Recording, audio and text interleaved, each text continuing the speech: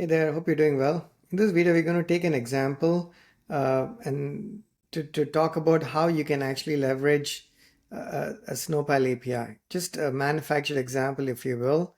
The idea is to create a number of videos to kind of showcase our functionality uh, so you know how you can actually build apps, web or mobile or microservices in real quick time and go to market sooner by integrating our APIs as opposed to reinventing the wheel and spending a lot of time, effort, energy, and undertaking a lot more risk than you actually have to by integrating APIs that are proven, that are out there in production, running, for a while, for years now, and we have systems that are currently leveraging these APIs quite successfully. So the proof is in the pudding, as they say. So the idea is to showcase some functionality, not all because we have a lot of functionality, the ones that we are in the mood to showcase. To be honest with you, this is randomly picking a piece of functionality, and the idea is to have create a rich set of videos and documentation around it, so you know how these things work, and how you can map it to your domain, your industry, and your problems.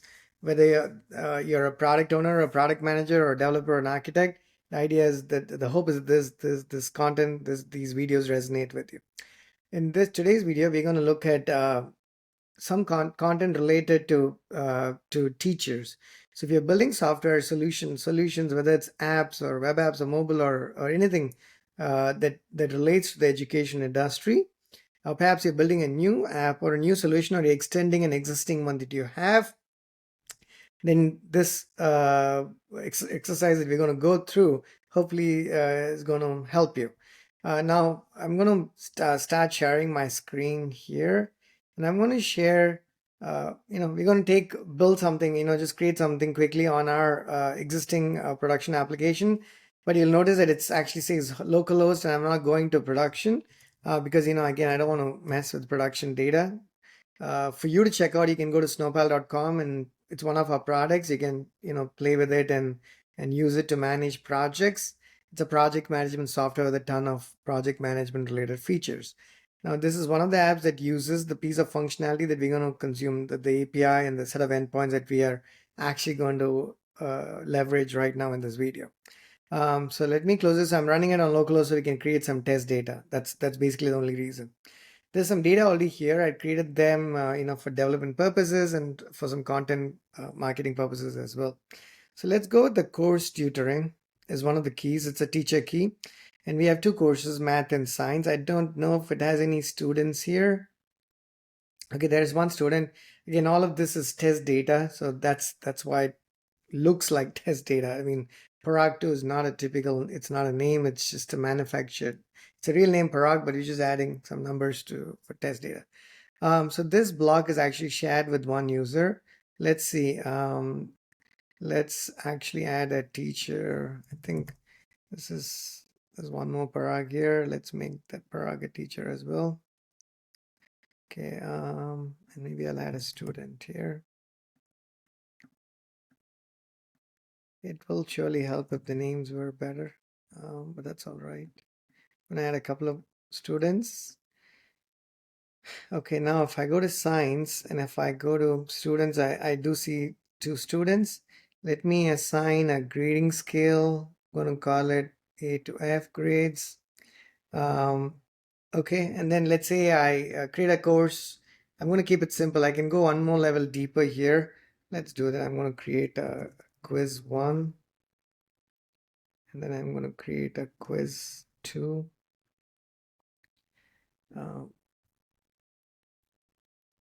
Okay, and I'm going to add a grading scale. I'm going to pick the exact same grading scale for the quiz as we did for the course.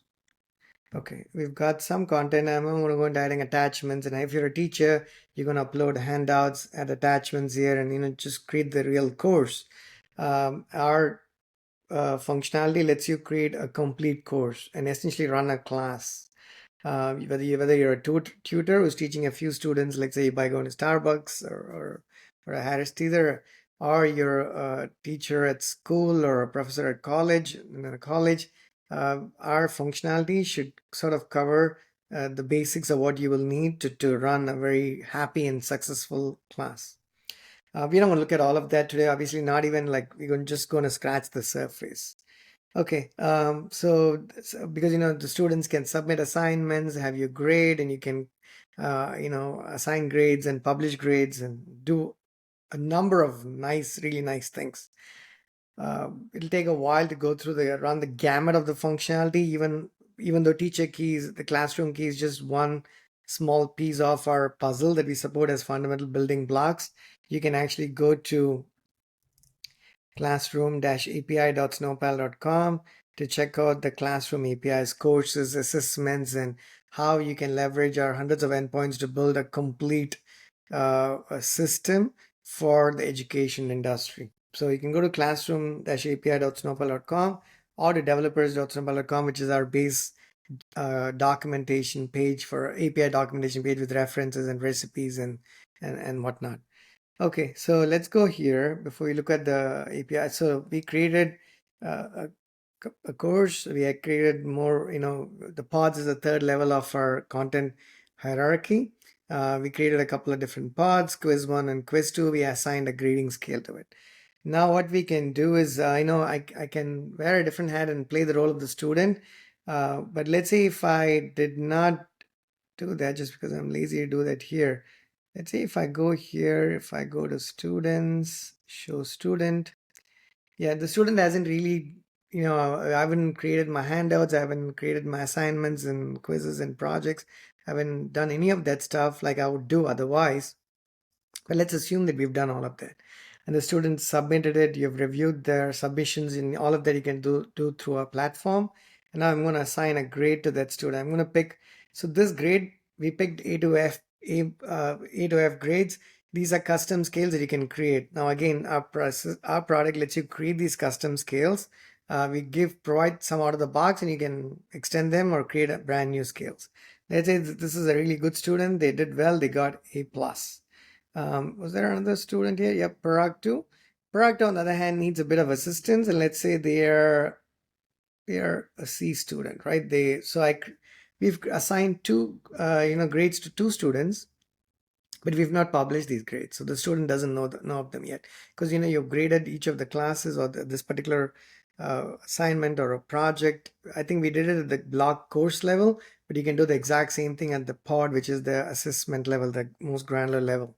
So essentially the idea is you have a course, you have ways to assessments. I think that is the best word, the word we actually use.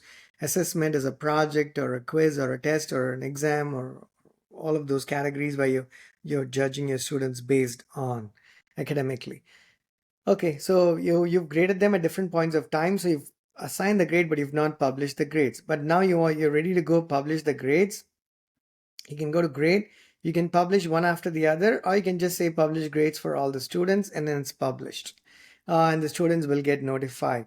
Now, if you go to charts, and if I pull up the grades, you see here, Parag as an A plus, and Parag 1 and Parag 2 is C plus. You're able to compare the performance of two students. You can compare the performance of a single student across different assessments that they have that they worked on. So Parag 1 would have attended 3 exams, 2 tests, have completed 1 project for this course. You can check out how they performed across those assessments, or you can in totality check Parag 1 versus compared to Parag 2 as to where they stand at every point of time or collectively at the end of that course. So this is just, we took a few different this is a manufactured example, but it's a real life problem. Teaching students, being able to help them, grading students, it's what all of us have experienced that during the course of our schooling and college education years. Let me pause for a moment. Now this is functionality that we've implemented a certain way. We have charts, we have assignments, we have projects, we have grades, and we have grading scales, and everything we've talked about in the last 5 minutes or so. What if you want to do something similar or something quite different actually, or both, depending on a problem that you're trying to solve? Now you have to build a user interface, sure, whether it's a web app, mobile app, or you're building a microservice, making something, you're providing server-side functionality for somebody else, internally for your teams or for your clients and whatnot. what if you didn't have, what if you had to also implement all of the backend functionality? Like none of this existed. None of these endpoints existed for assignments, grading scales, and assigning scales. Like as a teacher, I mean, we bulk, we bulk published assessment grades. We added some grades. You can look through each of the endpoints because they're very specific endpoints, like assigning a grade to a student. This is something we did. Imagine implementing this endpoint, defining the specification, exposing it to your user, to your UI teams. The product team has to be engaged here. You need to stub out these endpoints so the UI team can start building the interfaces while you're working on the API and your endpoints, and then you make it available. You then have to do integration testing. All of this work needs to happen. A lot of server-side work, and it's not trivial by any stretch of anyone's imagination. That's why we've made this available, readily available to you, so you can start leveraging this, integrating it, and we have many different licensing models. Let me actually stop screen share for a second. So there's many different licensing models. You can pay by request, by subscription, monthly or annual. You can go to AWS Marketplace, and within the next 10 minutes of this podcast end or this video ending, you should be able to start building these applications, leveraging our APIs. That's the whole idea. Or if you want us to provision this in your own infrastructure, we can do that, whether it's AWS, which comes a little bit more naturally to us because our systems are on AWS, but that's not to say that we don't support Azure or Google Cloud. We do that. Those three cloud platforms are completely on the table. If there's another one that you want to use, we can make that happen as well. But perhaps the turnaround time might be a little bit longer. Or you can actually say, we like the functionality, but we want to make it part of our DevOps and platform engineering team. So you just give we want to license the software and buy the upgrade licenses and renewals and whatnot. That's fine too. So that way you have complete control over proceedings, which you would anyways do, but it would be on our cloud infrastructure. But if you wanted to be on your infrastructure or your data center, you can take that approach. And larger organizations actually prefer that for understandable reasons.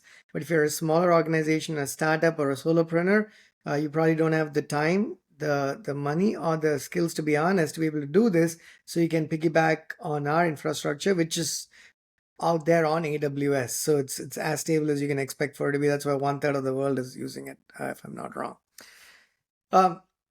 That's the idea. I think I'm trying to keep these within 10 to 15 minutes, if maybe shorter. So like, these can be small, simple examples that you're able to digest. So one thing to remember is this is functionality I showed you. You would call this quite, your verbiage in the language could be completely different. Maybe you're building something to, for a music school. You'll use different language perhaps. Maybe it's not grading scales, maybe I shouldn't be talking about music. I love music, I have zero skills there. So I don't know how music students of music are graded. I don't know if it's like A and A minus, like it's for math and science, and perhaps it's something else. I'm pretty sure it's more creative than just a A and a B minus and a type of grading. I don't know. So you can create your own scales for your industry and then use that language. Only difference is you'll expose that language to your client. When you do the integration, you'll just map your language to Snowpal's pretty standard language like assessments and courses and go from there. And sometimes you do, it's all of our APIs are pretty self-serve, as you can tell, but we can understand if you needed some help with onboarding, you can work with us. We're more than happy to help you, or you can go to aws.snowpal.com and check out the professional services that we offer, and you can sign up for it and have it part of one consolidated billing. So you can go to professional services for classroom API, and then you can continue and purchase the service, and then engage us in that manner and make it part of your AWS billing process as well. So with that, I'm going to end this video. Talk to you soon. Thank you.